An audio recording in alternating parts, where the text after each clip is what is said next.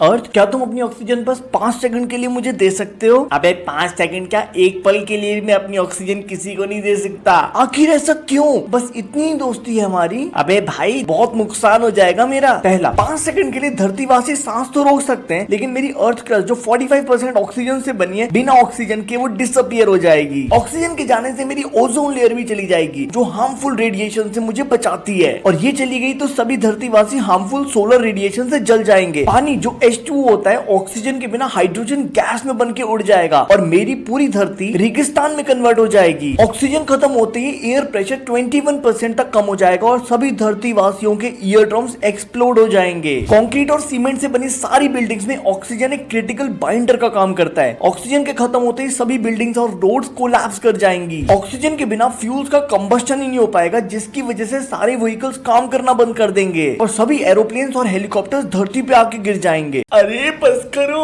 अब तो मुझे चक्कर आ रहे घूमते घूमते। तो बता क्या करूं? घूमना तो है ही तुझे। ऐसा करो, आप मुझे उल्टा मतलब क्लॉकवाइज घुमा लो थोड़े टाइम के लिए। ये मजा आ गया। अरे अर्थ ऐसा मत करो। अर्थ अपनी एक्सिस पे 1670 किलोमीटर प्रति घंटे की रफ्तार से एंटी क्लॉकवाइज डायरेक्शन में घूमती है। जैसे अर्थ पे दिन रात होता है, और यही क्लाइमेट भी रेगुलेट करता है। अगर अर्थ एकदम से अपने डायरेक्शन ऑफ रोटेशन को चेंज कर लेगी, ऐसा होने पे instant speed change around 2000 miles per hour का हो जाएगा। इसका मतलब जो भी चीज ग्राउंड से फिक्स नहीं है, वो ईस्टवर्ड डायरेक्शन में पुश हो जाएगी, और सभी मैन-मेड स्ट्रक्चर्स टूट जाएंगे, और ओशंस में बहुत बड़ी सुनामी आ जाएगी। इसका मतलब अर्थ की बैंड बच जाएगी। अगर हम डायरेक्शन ऑफ रोटेशन को धीरे धीरे चेंज करेंगे तो डिजास्टर तो नहीं होगा, लेकिन अर्थ पे क्लाइमेट पूरी तरह चेंज हो जाएगा। वेस्टर्न यूरोप भयानक ठंडा हो जाएगा, रशिया गर्म और ग्रीन हो जाएगा, नॉर्थ पोल की आइस पिघल जाएगी और वो फॉरेस्ट से कवर हो जाएगा, लेकिन नॉर्थ अमेरिका और साउथ अमेरिका पूरी तरह डेजर्ट में कन्वर्ट हो जाएंगे। अफ्रीका और मिडिल ईस्ट के डेजर्ट डेंस ग्रीन फॉरेस्ट में कन्वर्ट हो जाएंगे। आज मुझे अपनी सरफेस को चमकाने के लिए पॉलिश करवाने पार्लर जाना है। अरे फिर मेरा ध्यान कौन रखेगा? आइडिया। हेलो, अरे मार्स, तू थोड़े टाइम के लिए मेरा मून बन जा। ओके अर्थ, मैं आ रहा हूँ। तो मैं जाऊँ? अरे पहले मेरी बात तो सुन लो।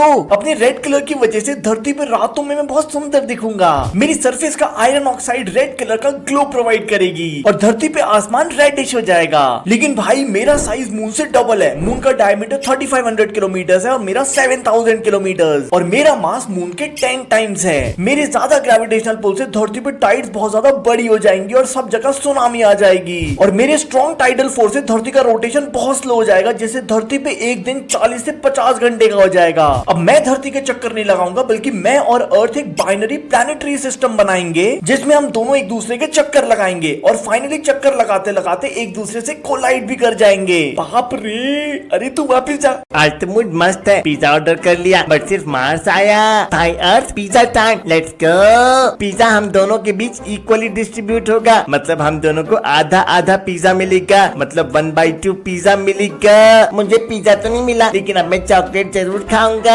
ओके वीनस, मेरे पास एक बड़ी सी चॉकलेट है, जिसको मैं 3 पार्ट में बांट दूंगा, और हम तीनों को 1/3 चॉकलेट मिल जाएगी। सुना है केक मिल रहा है? हम भी आ गए। आ जाओ भैया, मेरे पास एक बड़ा सा केक है, और अब हम सब 5 लोग हो गए हैं। मैं केक को 5 इक्वल पार्ट्स में डिवाइड कर देता हूँ, और हम सबको 1/5 ऑफ द केक मिल जाएगा। देखा दोस्तों, जब लोग कम होते हैं तो हमें ज्यादा हिस्सा मिलता है, और जैसे जैसे लोग बढ़ते जाते हैं वैसे वैसे हिस्सा कम होता जाता है। इसलिए 1/2 is greater than 1/3 is greater than 1/5 and so on. मतलब जितने ज्यादा लोग उतना छोटा टुकड़ा। तभी तो मैं कहता हूँ कम लोग मतलब ज्यादा खाना।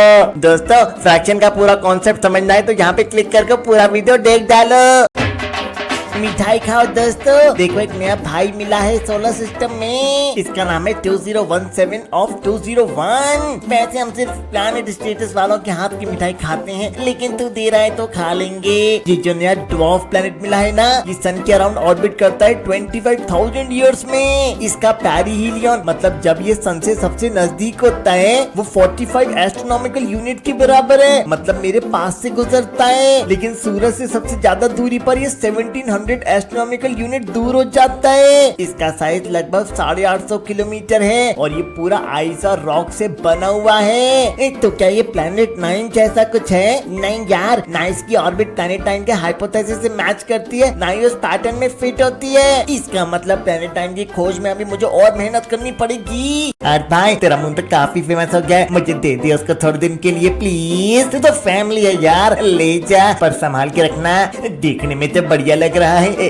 इस तरफ से तो एकदम डार्क प्लेन्स, स्मूथ सरफेस, लेकिन ये क्या? दूसरी साइड से बिल्कुल क्रिएटर्स का एक्सप्लोजन लग रही है। वन साइड हीरो, दूसरी साइड हॉरर मूवी का विलेन। अर्थ ये तू खराब माल बेच रहा है मुझे। अरे भैया इसके पीछे साइंस है, इसको हम ल्यूनर एसिमेट्री कहते हैं। जब मून नया नया फॉर्म हुआ था ना, तो जो साइड मेरी तरफ थी वहाँ वोल्केनोस धमाका कर रहे थे, बहुत सारा लावा निकला, ठंडा हुआ और बिल्कुल प्लेन सरफेस बन गई। दूसरी साइड जिसे हम फार साइड कहते हैं, वो मेरे ग्रेविटेशनल इन्फ्लुएंस से दूर थी, क्रस्ट वहाँ पे बहुत ज्यादा थिक हो गई थी, तो लावा उधर पहुंचा ही नहीं। रिजल्ट ये हुआ कि वहाँ पे सिर्फ क्रेटर्स ही क्रेटर्स रह गए थे। और एक और बात, जितने भी एस्टेरॉइड टकराते हैं ना, वो फार साइड पे ही टकराते हैं, इस तरफ थोड़ी टकराते हैं। अबे ये तो बिल्कुल बाइपोलर सैटेलाइट निकला। मैं मून नहीं, मैं मून मिस्ट्री हूँ।